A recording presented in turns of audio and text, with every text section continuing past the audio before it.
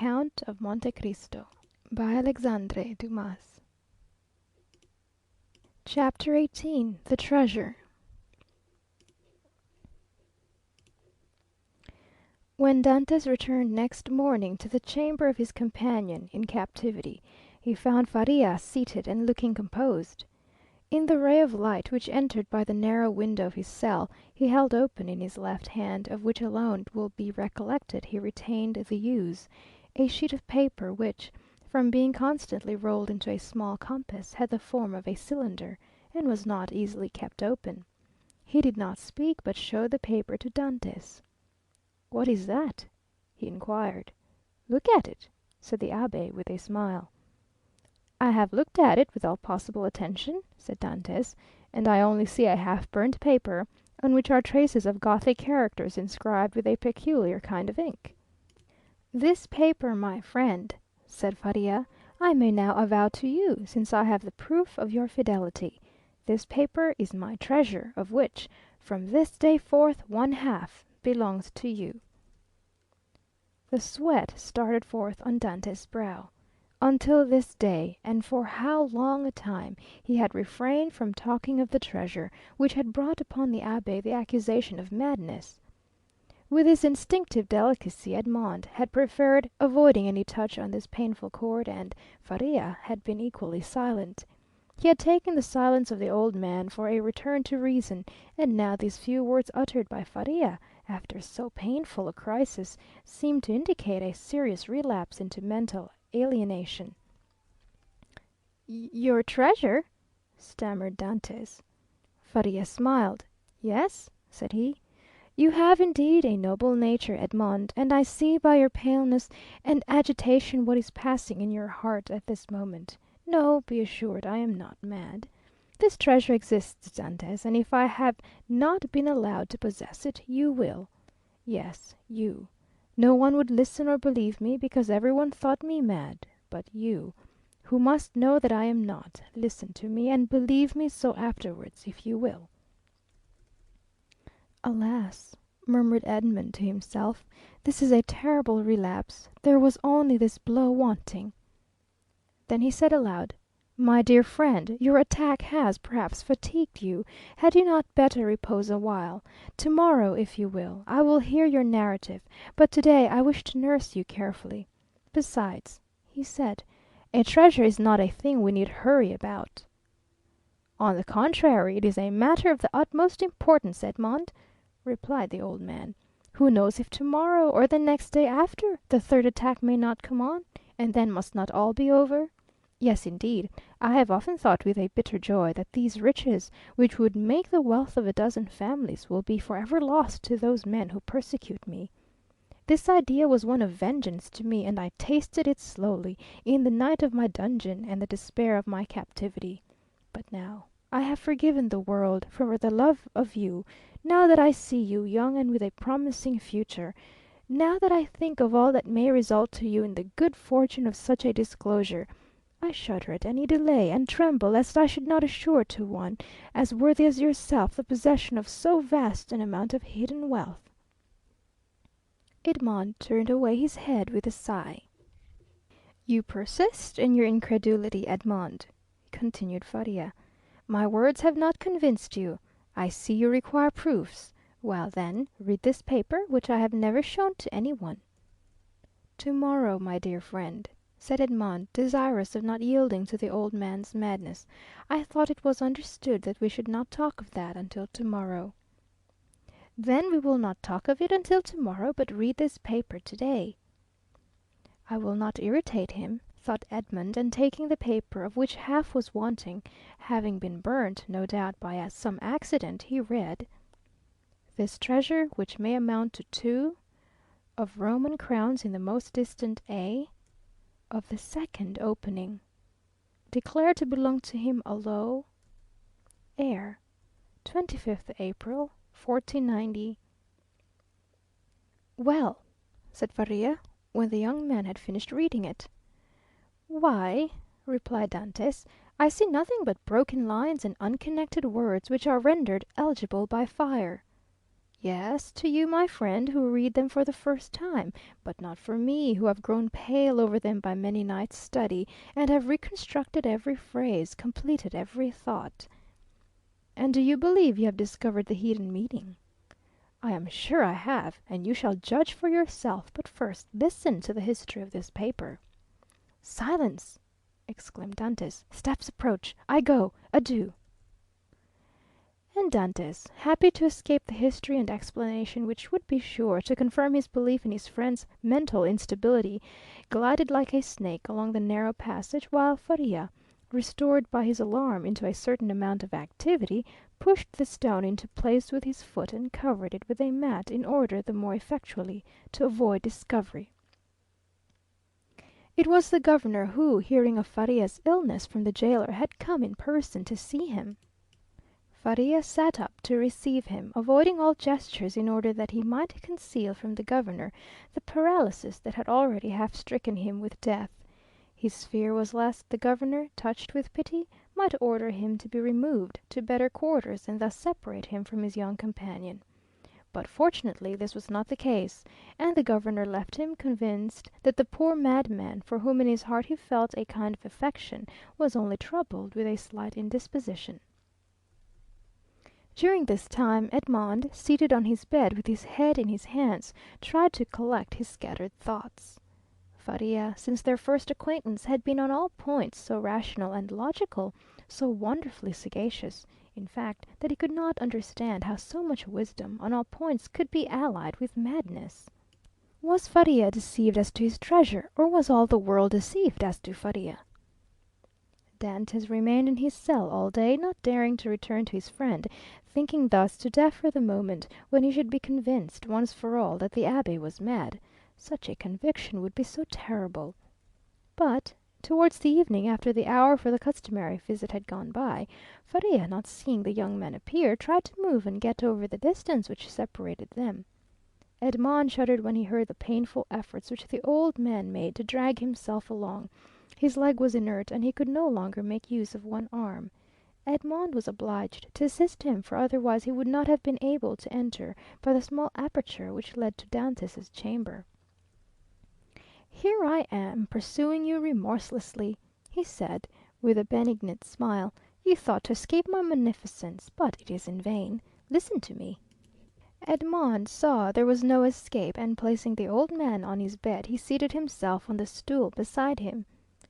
"You know," said the abbé, "that I was the secretary and intimate friend of Cardinal Spada, the last of the princes of that name. I owe to this worthy lord all the happiness I ever knew. He was not rich, although the wealth of his family had passed into a proverb, and I heard the phrase very often, 'as rich as a Spada.'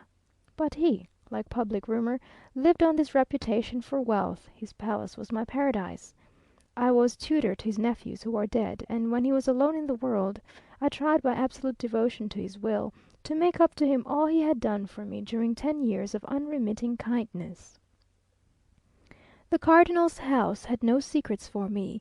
I had often seen my noble patron annotating ancient volumes and eagerly searching amongst dusty family manuscripts. One day, when I was reproaching him for his unavailing searches, and deploring the prostration of mind that followed them, he looked at me and, smiling bitterly, opened a volume relating to the history of the city of Rome. There, in the 20th chapter of the life of Pope Alexander VI, were the following lines, which I can never forget. The great wars of Romagna had ended. Cæsar Borgia, who had completed his conquest, had need of money to purchase all Italy. The Pope had also need of money to bring matters to an end with Louis XII. King of France was formidable still in spite of his recent reverses, and it was necessary, therefore, to have recourse to some profitable scheme, which was a matter of great difficulty in the impoverished condition of exhausted Italy. His Holiness had an idea. He determined to make 2 cardinals. By choosing 2 of the greatest personages of Rome, especially rich men, this was the return the Holy Father looked for. In the first place, he could sell the great appointments and splendid offices which the cardinals already held, and then he had the 2 hats to sell besides. There was a third point in view, which will appear hereafter. The Pope and Cesar Borgia first found the two future cardinals. They were Giovanni Rospigliosi, who held four of the highest dignities of the Holy See, and Cesar Spada, one of the noblest and richest of the Roman nobility. Both felt the high honour of such a favour from the Pope. They were ambitious, and Cesar Borgia soon found purchasers for their appointments. The result was that Rospigliosi and Spada paid for being cardinals, and 8 other persons paid for the offices the cardinals held before their elevation, and thus 800,000 crowns entered into the coffers of the speculators. It is time now to proceed to the last part of the speculation. The Pope heaped attentions upon Rospigliosi and Spada, conferred upon them the insignia of the cardinalate, and induced them to arrange their affairs and take up their residence at Rome. Then the Pope and Cesar Borgia invited the two cardinals to dinner. This was a matter of dispute between the Holy Father and his son. Cesar thought they could make use of one of the means which he always had ready for his friends. That is to say, in the first place, the famous key which was given to certain persons with the request that they go and open a designated cupboard. This key was furnished with a small iron point, a negligence on the part of the locksmith. When this was pressed to effect the opening of the cupboard, of which the lock was difficult, the person was pricked by this small point and died next day. Then there was the rich king with the lion's head which César wore when he wanted to greet his friends with a clasp of the hand. The lion bit the hand thus favoured, and at the end of 24 hours the bite was mortal. César proposed to his father that they should either ask the cardinals to open the cupboard or shake hands with them, but Alexander VI replied, "Now as to the worthy cardinals, Spada and Respigliosi, let us ask both of them to dinner. Something tells me that we shall get that money back. Besides, you forgot, César, an indigestion declares itself immediately, while a prick or a bite occasions a delay of a day or two." César gave way before such cogent reasoning, and the cardinals were consequently invited to dinner. The table was laid in a vineyard belonging to the Pope, near San Pierdarena, a charming retreat which the cardinals knew very well by report. Rospigliosi, quite set up with his new dignities, went with a good appetite and his most ingratiating manner. Spada, a prudent man, and greatly attached to his only nephew, a young captain of the highest promise, took paper and pen, and made his will. He then sent word to his nephew to wait for him near the vineyard, but it appeared the servant did not find him. Spada knew what these invitations meant, since Christianity, so eminently civilizing, had made progress in Rome. It was no longer a centurion who came from the tyrant with a message, "Cæsar wills that you die," but it was a legate, a latere, who came with a smile on his lips to say from the Pope, "His Holiness requests you to dine with him." Spada set out about 2 o'clock to San Pierdarena. The Pope awaited him.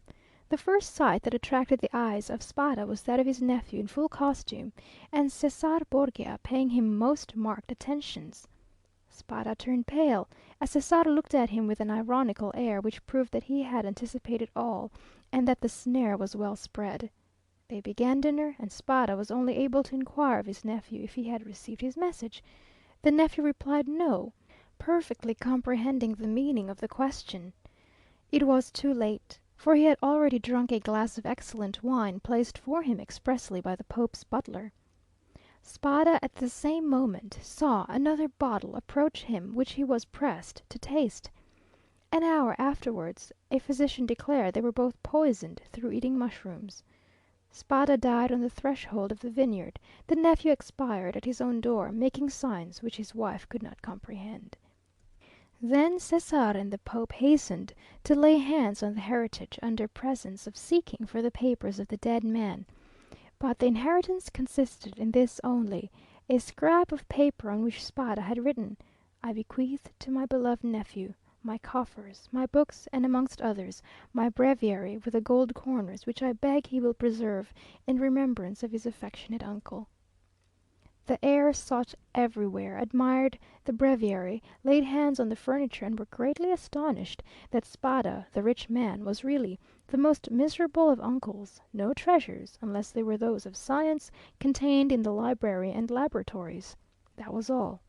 Cesare and his father searched, examined, scrutinized, but found nothing, or at least very little, not exceeding a few thousand crowns in plate, and about the same in ready money; but the nephew had time to say to his wife before he expired, "Look well among my uncle's papers, there is a will." They sought even more thoroughly than the august heirs had done, but it was fruitless. There were two palaces and a vineyard behind the Palatine Hill, but in these days landed property had not much value, and the two palaces and the vineyard remained to the family, since they were beneath the rapacity of the Pope and his son. Months and years rolled on. Alexander VI died, poisoned, you know by what mistake. César, poisoned at the same time, escaped by shedding his skin like a snake, but the new skin was spotted by the poison till it looked like a tiger's. Then, compelled to quit Rome, he went and got himself obscurely killed in a night skirmish, scarcely noticed in history. After the Pope's death and his son's exile, it was supposed that the Spada family would resume the splendid position they had held before the Cardinal's time, but this was not the case. The Spadas remained in doubtful ease, a mystery hung over this dark affair, and the public rumour was that César, a better politician than his father, had carried off from the Pope the fortune of the two cardinals. I say the two, because Cardinal Rospigliosi, who had not taken any precaution, was completely despoiled. "Up to this," said Faria, interrupting the thread of his narrative, "this seems to you very meaningless, no doubt, eh?" "Oh, my friend!" cried Dantès, "on the contrary, it seems as if I were reading a most interesting narrative. Go on, I beg of you." "I will. The family began to get accustomed to their obscurity. Years rolled on, and amongst the descendants some were soldiers, others diplomatists, some churchmen, some bankers, some grew rich, and some were ruined. I come now to the last of the family whose secretary I was, the Count of Spada. I had often heard him complain of the disproportion of his rank with his fortune, and I advised him to invest all he had in an annuity. He did so, and thus doubled his income. The celebrated breviary remained in the family, and was in the Count's possession. It had been handed down from father to son, for the singular clause of the only will that had been found had caused it to be regarded as a genuine relic, preserved in the family with superstitious veneration. It was an illuminated book, with beautiful Gothic characters, and so weighty with gold, that a servant always carried it before the cardinal on days of great solemnity. At the sight of papers of all sorts, titles, contracts, parchments, which were kept in the archives of the family, all descending from the poisoned cardinal, I in my turn examined the immense bundles of documents like 20 servitors, stewards, secretaries before me. But in spite of the most exhaustive researches, I found nothing. Yet I had read, I had even written a precise history of the Borgia family, for the sole purpose of assuring myself whether any increase of fortune had occurred to them on the death of the Cardinal Cesar Spada, but could only trace the acquisition of the property of the Cardinal Rospigliosi, his companion in misfortune. I was then almost assured that the inheritance had neither profited the Borgias nor the family, but had remained unpossessed, like the treasures of the Arabian Nights, which slept in the bosom of the earth under the eyes of the genii. I searched, ransacked, counted, calculated 1,000 and 1,000 times the income and expenditure of the family for 300 years. It was useless. I remained in my ignorance, and the Count of Spada in his poverty. My patron died. He had reserved from his annuity his family papers, his library, composed of 5,000 volumes, and his famous breviary. All these he bequeathed to me, with 1,000 Roman crowns, which he had in ready money, on condition that I would have anniversary masses said for the repose of his soul, and that I would draw up a genealogical tree and history of his house. All this I did scrupulously. Be easy, my dear Edmond, we are near the conclusion. In 1807, a month before I was arrested, and a fortnight after the death of the Count of Spada, on the 25th of December, you will see presently how the date became fixed in my memory. I was reading for the 1,000th time the papers I was arranging, for the palace was sold to a stranger, and I was going to leave Rome and settle at Florence, intending to take with me 12,000 francs I possessed, my library, and the famous breviary, when, tired with my constant labour at the same thing, and overcome by a heavy dinner I had eaten, My head dropped on my hands, and I fell asleep about 3 o'clock in the afternoon. I awoke as the clock was striking 6. I raised my head. I was in utter darkness. I rang for a light, but as no one came, I determined to find one for myself. It was indeed but anticipating the simple manners which I should soon be under the necessity of adopting. I took a wax candle in one hand, and with the other groped about for a piece of paper, my match-box being empty, with which I proposed to get a light from the small flame still playing on the embers. Fearing, however, to make use of any valuable piece of paper, I hesitated for a moment, then recollected that I had seen in the famous breviary, which was on the table beside me, an old paper, quite yellow with age, and which had served as a marker for centuries, kept there by the request of the heirs. I felt for it, found it, twisted it up together, and putting it on to the expiring flame, set light to it. But beneath my fingers, as if by magic, in proportion as the fire ascended, I saw yellowish characters appear on the paper. I grasped it in my hand, put out the flame as quickly as I could, lighted my taper in the fire itself, and opened the crumpled paper with inexpressible emotion, recognizing, when I had done so, that these characters had been traced in mysterious and sympathetic ink, only appearing when exposed to the fire. Nearly one-third of the paper had been consumed by the flame. It was that paper you read this morning. Read it again, Dantès, and then I will complete for you the incomplete words and unconnected sense."